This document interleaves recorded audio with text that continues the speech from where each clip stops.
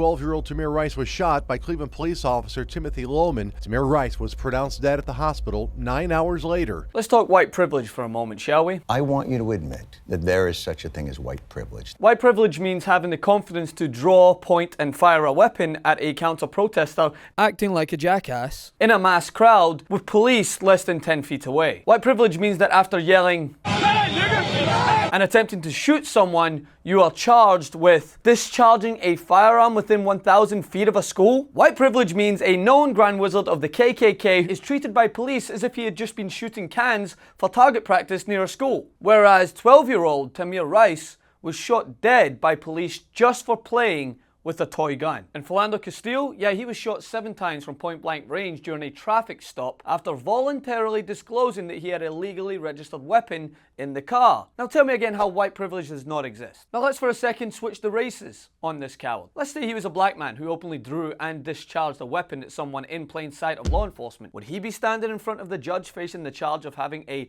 weapon close to a school? Hell no! Say he had been attending a Black Lives Matter rally. How would this change the narrative? Would right-wingers be as silent as they have been over this act of terror, or would they be screaming from the rooftops about how this is what BLM stands for? Or better yet, say he had been a Muslim extremist firing a weapon at a counter-protester. Do you think law enforcement would have been too distracted by the crowd not to hear the gunshot? But this is just another reminder that protesting while white means the ability to do as you please while facing few, if any, direct repercussions. Let me take you back. Anyone remember Ferguson? Yeah, I distinctly recall tanks in the street. I recall unarmed protesters being pinned to the ground and beaten as if they were enemy forces on the front lines of f***ing Afghanistan. But right-wing extremists can come to their hate party looking like f***ing Arnold Schwarzenegger in Commando, and they are given the hands-off, don't shoot treatment and a slap on the wrist. Right-wing terrorists can be caught on video brutally beating a black teenager and walk free for weeks, only being held accountable after a huge social media push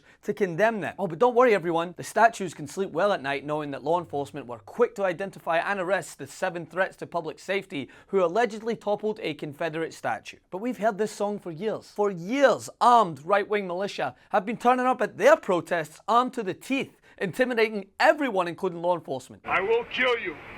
State trooper. Anyone remember the Bundy brothers? We need you to bring your arms, and we need you to come to the Malheur National Wildlife Refuge. The group was arrested last February after a 6-week-long occupation on the Malheur Wildlife Refuge, during which they broke into a federal facility, defiled Native American artifacts and burial grounds, and threatened police and other officials with assault rifles and other weapons, only to be acquitted on all charges. I just want to come out and offer you guys the opportunity to help you get out. Oh, remember that time when 8 black protesters staged an armed takeover of a federal facility and got off scot-free? Yeah, me neither. I mean, lo and behold, if a black guy takes a knee before a football game to highlight inequality in the arrest, sentencing, and use of deadly force against black bodies by the justice system, he is denounced as a traitor for disrespecting law enforcement. But as long as you're white, threatening to shoot law enforcement if approached, or anyone for that matter, or protest, well, you're just a good old-fashioned patriot concerned about preserving traditional rights. Time and time again, we find ourselves discussing police violence towards an unarmed black citizen when people on the right attempt to justify police response by suggesting that the victim was endangering the police who feared for their lives. But maybe this officer was justified. Maybe this was a bad guy. Maybe he wasn't the gentle giant. While here,